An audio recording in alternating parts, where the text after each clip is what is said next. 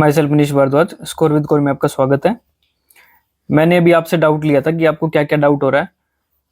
मैं अभी एक एक चीज करके डिस्कस कर लूंगा कि आपने पेपर अटेम्प्ट कैसे करना है, नेगेटिव मार्किंग की भी चीजें डिस्कस कर लेंगे और आपने फिल कैसे करना है ओएमआर शीट को, वो सारी चीजें मैं डिस्कस करूंगा।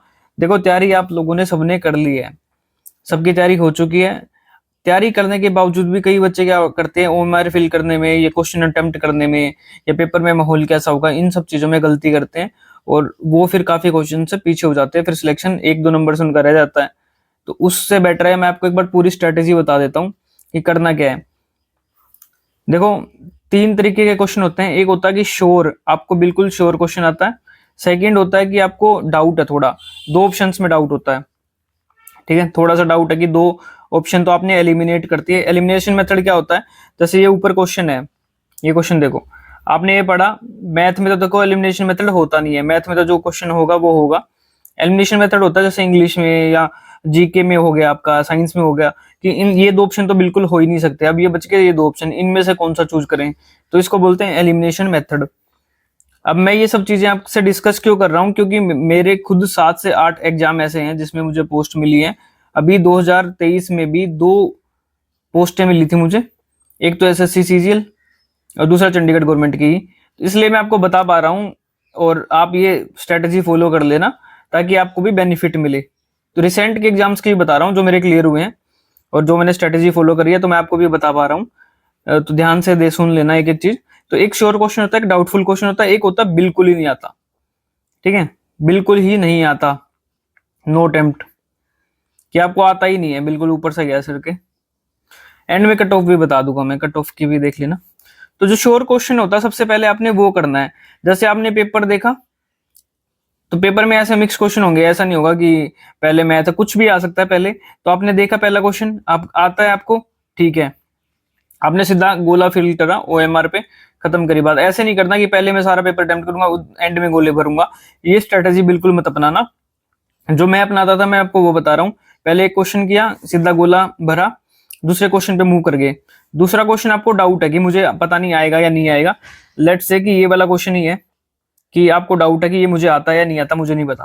तो आपने क्या करना है, इसको छोड़ देना है, सीधा इस पे ऐसे सर्कल मार देना ताकि आपको याद भी रहे, ताकि आपको ये याद रहे कि मैंने इस पे सर्कल मारा है और ये मैं बाद में अटेम्प्ट करूंगा। ठीक है, ये भी तो याद रखना जरूरी है कि मैंने अटेम्प्ट करना छोड़ा कौन सा है। तो ये इस तरीके से याद रहेगा कि मैंने सर्कल मार दिया, ये मैंने अटेम्प्ट नहीं करा, इसको मैं एंड में देखूंगा। ठीक है, और जो बिल्कुल नहीं आता उसको भी ऐसे छोड़ के गोला मार के आगे स्किप कर देना। और पेपर पे टाइम वेस्ट नहीं करना। एक क्वेश्चन अगर आपसे सोल्व नहीं हो रहा, रीजनिंग का है या मैथ का, तो उसको स्किप करके अगले नेक्स्ट क्वेश्चन पे मूव करना है, क्योंकि टाइम मैनेजमेंट आपको आना चाहिए। ठीक है, ये चीजें हैं। अब आप आगे बात आती है कि तुक्के मारने वाली या क्या। देखो, चंडीगढ़ में जेबीटी का पेपर है, जो स्पेशल एजुकेटर हुआ है, या टीजीटी स्पेशल एजुकेटर हुआ है, या भी एनटीटी का हुआ है। मतलब काफी बच्चे क्या कह रहे हैं कि एनटीटी का पेपर बहुत इजी था। वो इजी क्यों लग रहा है, क्योंकि उसमें मैथ और रीजनिंग वाला पोर्शन है वो इजी है, लेकिन उसमें जीके देखना आप एक बार ना, जीके आपके सिर के ऊपर से गई या नहीं गई। तो कुल मिला के बात यह है कि चाहे चंडीगढ़ में जेबीटी स्पेशल का पेपर था, टीजीटी स्पेशल था, एनटीटी था या पीजीटी था, तो किसी में मैथ इजी है तो फिर जीके मुश्किल दे दिया, जीके इजी है तो मैथ दे दिया मुश्किल। तो इस तरीके से है, कट ऑफ आपकी सेम उसी रेंज में रहने वाली है। आप एनटीटी का पेपर खुद से लगा के देखना, आपके 100 मार्क्स के करीब ही बनेंगे। ठीक है, क्योंकि उसमें आप जीके में फंस जाओगे या पंजाबी में फंसोगे, कईयों को पंजाबी नहीं आती है। तो इस चक्कर में मत रहना कि जेबीटी में भी कट ऑफ ज्यादा होगी। अगर आपका पेपर इजी पेपर आपको कब लगता है, जब आपका रीजनिंग और मैथ इजी दिया हो, या साइंस के क्वेश्चन जो जो कंसेप्चुअल क्वेश्चन है वो इजी दिए हो, तब आपको लगता है कि पेपर इजी है। अगर वो उसने जीके हार्ड डाल दी तो बात तो बराबर ही आ गई ना। ठीक है, तो कट ऑफ ये मान के चलना 100 क्वेश्चन तो आपने कैसे भी करके ठीक करने ही करने हैं, चाहे पेपर इजी है मुश्किल है जो मर्जी है, 100 तो टारगेट मानना ही मानना है। 100 मैंने ठीक करने हैं। जनरल कैटेगरी की बात बता रहा हूं मैं आपको। ठीक है, पोस्टें आपकी ज्यादा है नो डाउट, बट आपने ये टारगेट मान के चलना है कि ये इतने क्वेश्चन मुझसे होने चाहिए। अब आगे आते हैं कि आपको श्योर क्वेश्चन जो है 90+ आपको श्योर क्वेश्चन आते थे। ठीक है, 90 क्वेश्चन आपको पता था कि ये मुझे श्योर आते हैं, बिल्कुल मेरे ठीक है।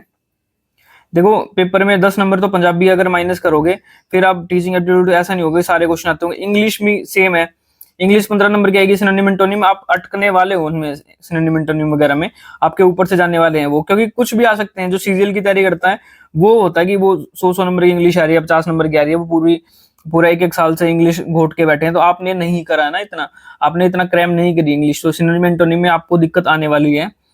तो आप वही मैं बता रहा हूँ कि मान लो आपने 90 क्वेश्चन श्योर आते थे, फिर आपने क्या करना है कि जो आपको डाउटफुल क्वेश्चन है, एलिमिनेशन मेथड मैंने बताया ना कि एलिमिनेट करने की कोशिश करा करो, जैसे सिनोनिम एंटोनिम है या कुछ और है, तो उसमें आपने क्या करना है, एलिमिनेशन मेथड फॉलो करना है कि कौन कौन से ऑप्शन बिल्कुल नहीं हो सकते। फिर आपके पास 2 ऑप्शन बचेंगे, उसमें से जो आपको सही लग रहा है, जो पहले स्ट्राइक किया कि हाँ ये सही हो सकता है। देखो सबकॉन्शियस माइंड चलता है, एक बार आपको लगेगा यार ये सही है, नहीं ये भी हो सकता सही, तो जो आपको पहले लग रहा है आपने आंसर वो मार्क करना है, और हमेशा आंसर होता भी वही है। आप घर पे आके आपने देखा भी होगा कि आपको पहले स्ट्राइक किया था कि ये हो सकता है, लेकिन आपने एंड में क्या बोला, नहीं यार ये नहीं, ये अच्छा लग रहा है, ये कर देता हूँ, और एंड में वही गलत हुआ। ऐसा ही होता है कि फिर आपको याद आता है कि यार पहले वाला ही ठीक था, वही कर देता। तो सबकॉन्शियस माइंड हमारे मेमोरी जो होती है हमारे ब्रेन में, जैसे मेमोरी स्टोर होती है, तो वो रिस्पॉन्स एक ऐसे ही क्विक रिस्पॉन्स देती है, वो पहले वाले में जो देती है, तो वो पहले वाला इसलिए ही आंसर होता है। ठीक है, तो पहले वाला ही आंसर मार्क करना डाउटफुल क्वेश्चंस में। तो श्योर क्वेश्चंस अगर आपके 90+ ठीक है, फिर आप मान लो कि 30 क्वेश्चन आपके क्या हैं कि डाउटफुल वाले क्वेश्चन, तो 30 आपने ये अटेम्प्ट करने हैं। बेशक नेगेटिव मार्किंग है, क्योंकि 90 क्वेश्चन पे ही जाओगे ना, इस श्योर में से भी आपका कोई ना कोई गलत होने वाला है, तो आपको रिस्क ये लेना पड़ेगा 30 क्वेश्चन का। ठीक है, जो डाउटफुल वाले हैं, जो जहां आपने एलिमिनेशन मेथड फॉलो करा है, तो ऐसे करना है। और जो बिल्कुल नहीं आते वो मत करना। अब आती है कि बिल्कुल तुक्के किसने मारने, तुक्के सिर्फ 2 ही आदमी मारे। डाउटफुल वाला तुक्का नहीं बोल सकते, ये होता है कि हो सकता है इनमें से। तुक्का बिल्कुल वो होता है कि बिल्कुल ही कुछ नहीं आता, आपको पता ही नहीं, कोई ऑप्शन स्ट्राइक नहीं कर रहा। ठीक है, वो वाला होता है तुक्का, मेन तुक्का उसको बोलते हैं। तो तुक्का कौन मारे, जिसके बिल्कुल 70 मार्क्स बन रहे हैं, 70 पे ही है वो तुक्के मार सकता है, क्योंकि आप वैसे भी बाहर हो जाओगे अगर तुक्के नहीं मारोगे, तो 70 तो हर कोई ले लेगा मार्क्स। ठीक है, वो बच्चा तुक्का मार देगा जिसके 70 के करीब बन रहे हैं। और या फिर जिसके 110 से 120 वाली रेंज में बन रहे हैं ना, तो आप कुछ क्वेश्चंस में और रिस्क ले सकते हैं। अब ऐसे नहीं बोल रहा कि मैं आपको पंजाबी आती है नहीं, बिल्कुल पंजाबी में बीसी करके आए, और बिल्कुल ही अगर आपने तुक्के मारने भी ना, ऑप्शन सिर्फ 2 ही टिक करना, बी या सी, ये भी मैंने बता दिया। मतलब जो बिल्कुल ही नहीं आता, जिसको बिल्कुल ही नहीं आता और वो बिल्कुल बॉर्डर लाइन पे हो और रिस्क लेना चाह रहा है कि ठीक है मैं कर दूं, तो बी या सी आंसर मारना। ठीक है, मैक्सिमम उसमें से ही होता है। ठीक है ना, लेकिन तुक्के मैंने क्या बताया, तो यही मारे जिसके 70 ही हैं, उसको पता मैं बाहर हूं, या फिर 110 120 तक आपको है पता है कि मेरा अच्छा पेपर हो गया, 120 तक मेरे मार्क्स आराम से आ जाएंगे, मेरे को सारे क्वेश्चंस आते थे। उसके बाद आप डाउटफुल जो क्वेश्चन दिखते हैं उन पे तुक्के मार सकते हो, तो आपका स्कोर हमेशा इंक्रीज ही होने वाला है। ठीक है, ये मैं अपने उस पर ही बता रहा हूँ कि क्योंकि हमने भी पेपर दिए हैं 100 में से। अब एक पेपर था मेरा हरियाणा का ही था, हरियाणा गवर्नमेंट का दिया था मैंने, एक ही पेपर दिया था हरियाणा गवर्नमेंट का, उसमें मेरे 88 मार्क्स थे। तो ऐसा नहीं था कि मुझे 88 क्वेश्चन बिल्कुल श्योर आते हैं, तो मेरे को 80 क्वेश्चन आते होंगे, उसके बाद मैंने रिस्क लिया है तब 88 हुए हैं। ठीक है, तो ये होता है। तो वो तुक्के मारने का भी एक पैटर्न होता है। बेशक यहाँ नेगेटिव मार्किंग है, तो उसमें आप फायदे में उसमें रहोगे जब आपके मार्क्स अच्छे हैं, इतना अच्छा पेपर हो गया है, उसमें एक पॉजिटिविटी भी रहती है। अगर आपका पेपर अच्छा हुआ है ना, और एक बिल्कुल स्टार्टिंग से ही बुरा हुआ है, फिर वो इतनी नेगेटिविटी होती है कि आता क्वेश्चन भी आप गलत कर देते हो। तो स्टार्टिंग से ही आपने जो क्वेश्चन आता है वो करना है, उसके बाद उसको स्किप करके नेक्स्ट पे मूव करना है, टाइम वेस्ट नहीं करना, फिर नेक्स्ट पे मूव करना है, और गोले साथ साथ भरने हैं। ठीक है, यही बताऊंगा मैं एट द एंड। ठीक है, तो आप देख लेना अब अपने हिसाब से, मैंने सारी चीजें बता दी है। और कट ऑफ मैंने क्या बताया आपको, अगर पेपर इजी, क्या रीजनिंग वगैरह से आप इजी समझते हो मैथ से, तो फिर वो जी के मुश्किल डाल देता है, वही 100 के अराउंड आप मान के चलना।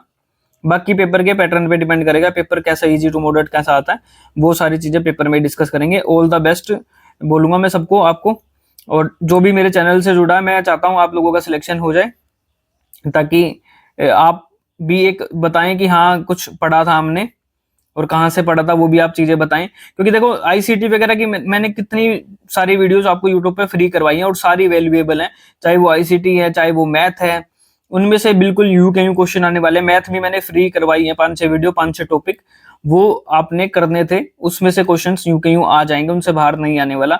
सेम मैंने आईसीटी का बोला आपको। अब 3-4 दिन नहीं है, 3-4 दिन में ना तैयारी भी नहीं होती है, पढ़ाई होती भी नहीं, आप बिल्कुल नर्वस हो गए, पता नहीं क्या पढ़ूं हड़बड़ाहट में होंगे, तो इसमें रिलैक्स कर रहे हैं अपना। ठीक है, बाकी पेपर डिसाइड करेगा, जो भी होगा देख लेते हैं। पॉजिटिव रहना है इस टाइम पे, ज्यादा हड़बड़ाहट करनी नहीं है और ज्यादा इधर उधर सुननी भी नहीं है। ठीक है, इतना ही बोलूंगा मैं आपको। तो ऑल द बेस्ट।